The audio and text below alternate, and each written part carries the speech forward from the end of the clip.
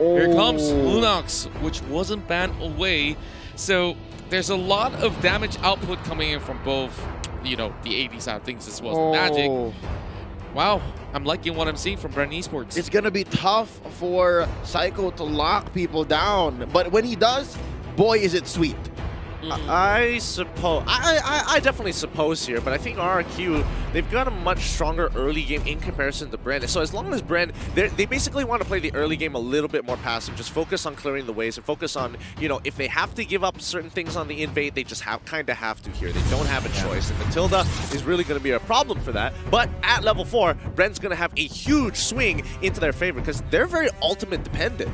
Yeah, I like Bren Esports draft as well, but you really have to give props to that Akai pick from the side of RRQ Hoshi. You might not have the catch, that solo single target catch, but you can destroy or you can cancel his combination.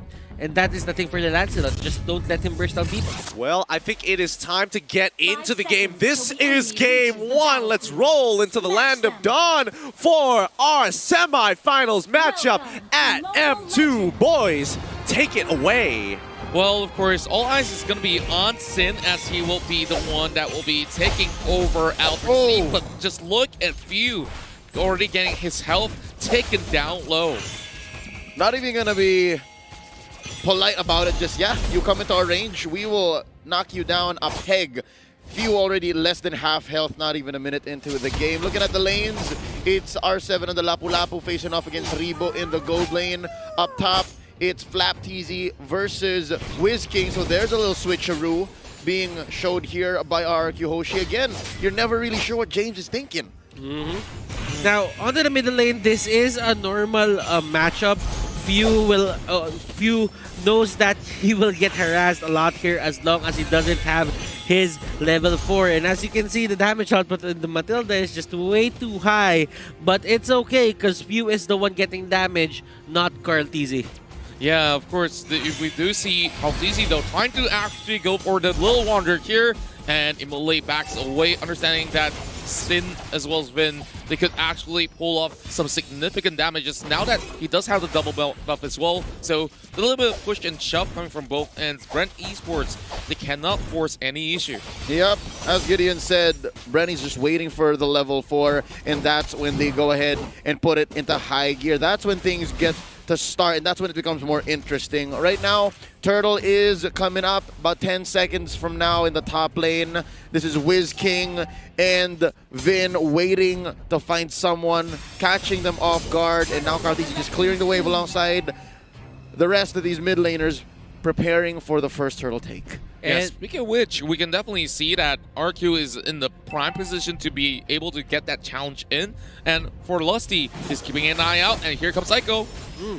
Lusty is using the brush as well, but RRQ, they are going for the Lord next, and this is going to be tricky for them because the Lancelot is on the other side. Nice catch on the Few first blood drawn by Shin, and there's no counter go. That's gonna be the Rampaging Sandstorm. Lusty bites it. Flap TZ, he's a little too low. Oh, not even a trade. They do get one. It's Vin, but it's 3 on the side of RRQ Hoshi. 7.3 to 6.7. Oh, already a 500 gold lead. That was the perfect timing for RRQ Hoshi to pick a fight. Why? Because Carl TZ's orange buff expired.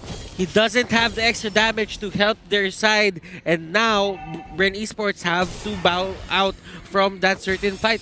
Yeah, and you got to give it to Sin on his perfect position as well. He managed to get 2 kills out of that effort.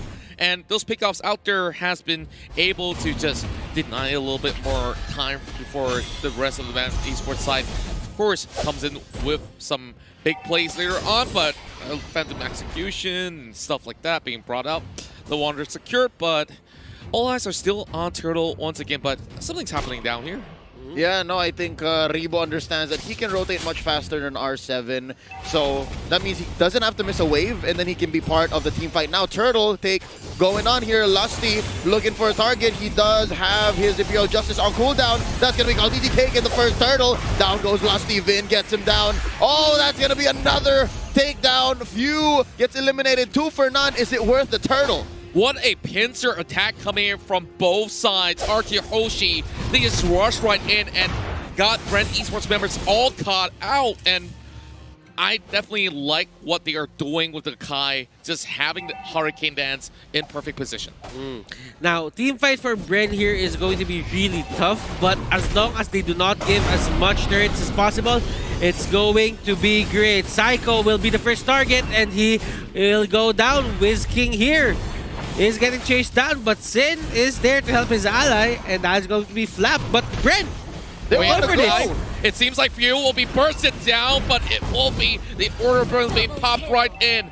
Wiz King does get that double for that dive. Great exchange coming from RRQ. Kaltizi tries to take the buff away, and Finn, he tries to move right in first position, catching on towards Lusty, but Kaltizi, how far can he run with a mega kill coming from Wiz King?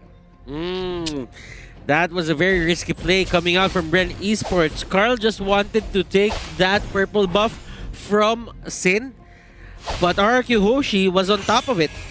Yeah, and definitely a great timing on that circling Eagle itself. Now 8-3, but the goal difference is not going to be too huge in the early phase of the game.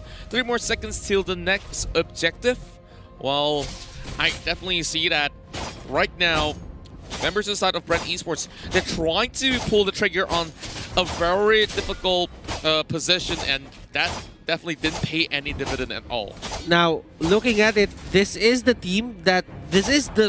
roster or lineup here for RRQ Hoshi that really has the much aggressive early game. They go for those turtles. When Bren Esports, they're kind of caught off guard here. Yep, here we go. Blazing Duet by Sin. He gets out of there. Battle Mirror Image. Did he steal it? I think he did. Carl Teasy is without his purple. And now the second turtle comes up. I think the fact that RRQ Hoshi is just more comfortable with just giving up the turtle to get beneficial trades is dangerous for Bren Esports. Yeah, right now the turtle is going to be the main target for both of these teams. Bren Esports really want that. RRQ does not want to give that to them. Psycho with the Petrify. Oh my goodness. Lusty just goes down. Not a good look for Lusty so far, and without that Imperial Justice, whether it be because it's on cooldown or whether it's because they catch him like that, not even blinking.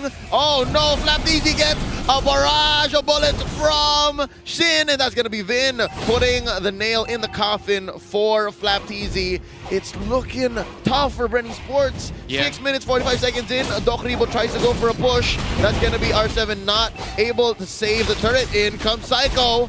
And of course, Blood Oath already being popped up, as they will be able to manage this pretty much safely. I don't really like the sort of exchange that they had back in towards the turtle pit, and this is where things get a little bit rowdy with the rest of RQ. Hoshi moving right back in, chasing on towards Ripple as he tries to make an escape, but how long can he last? As you can see, R7 has already got members right behind him, and Sid might just actually get this one coming. Now, Reba's just trying to scale at the bottom lane, but the problem is RRQ Hoshi just control the top lane, and now the next target for them is going to be this bottom lane. They want to get this before the 60 seconds passes, so that they can set up to the top lane and get the next objective there. A turtle probably? But RRQ Hoshi has their sights set on just controlling every single side of this map. Oh, Lusty tries to put a bead on to R7, misses it. Phantom Execution still online. They're gonna use it for a dash. It's not enough. Sin finds you, and Flapteezy uses Black Dragon form to retreat. Lusty survives, but only for now, as well as Flapteezy. That's -1. Carl finally shut down here. No longer a thorn on the side of RRQ Hoshi. They push mid. That's going to be open. And Butters, as you were saying, it's a diversion play. And they just got a free turret along the way. It's a drive-through, right? They're giving Bren Sports so many problems so that whenever RRQ Hoshi goes for an objective, there's just no answer because they're trying to, you know, plug these holes in the sinking ship. The playing prowess or the playmaking prowess of Psycho is just showing right here. The amount of pressure, the amount of worry that he puts on Bren Esports' shoulder, it's just too much to bear for them, and they break down the pressure to the early game. Yeah, and you could definitely see that RQ's plan when they immediately lock in that clock. This is what they were hoping for in the best case of things, and they've already got 5 kills on towards this clock, and he's pretty much hard to catch in that sort of moment. Now, a little bit of setup here coming from Psycho as he's looking for a good one, and there we go.